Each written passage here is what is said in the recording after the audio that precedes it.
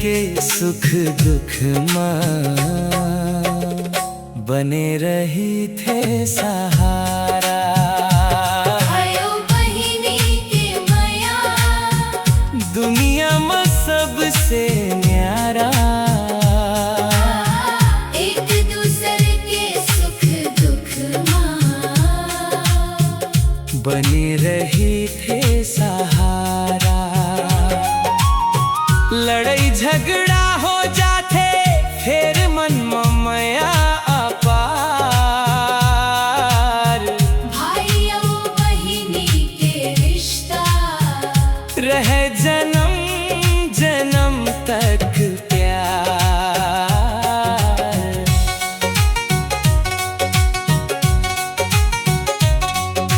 छोटे छोटे गोठ माँ हंसी खुशी ले बिताए रे।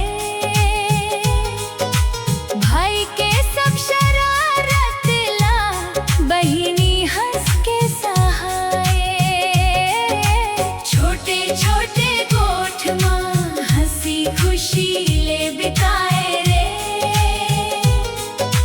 भाई के सब शरारत ला बहिनी हंस के सहाय। बहिनी के आँखी में आंसू, भाई के मन ला रुलाए। बहिनी के चेहरा में हंसी, भाई के दिल मुस्काए।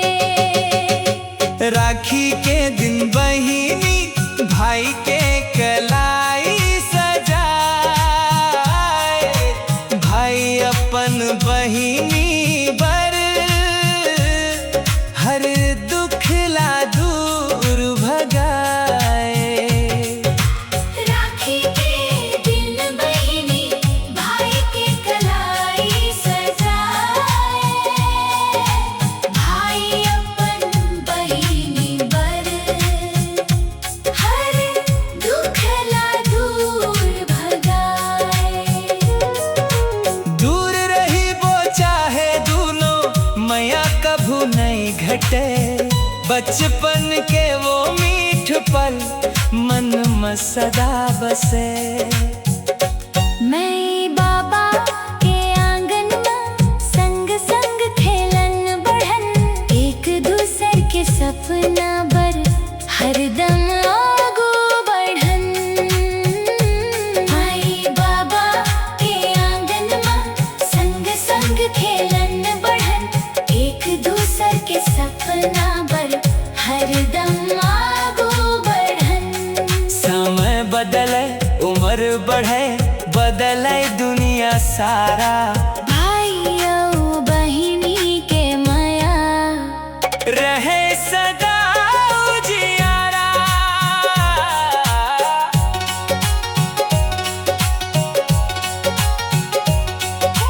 बहिनी कहे मोर भैया तोर संग मोर विश्वास।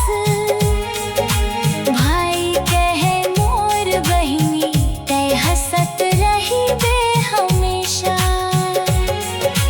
बहिनी कहे मोर भैया तोर संग मोर विश्वास। भाई कहे मोर बहिनी ते हंसत रही वे हमेशा।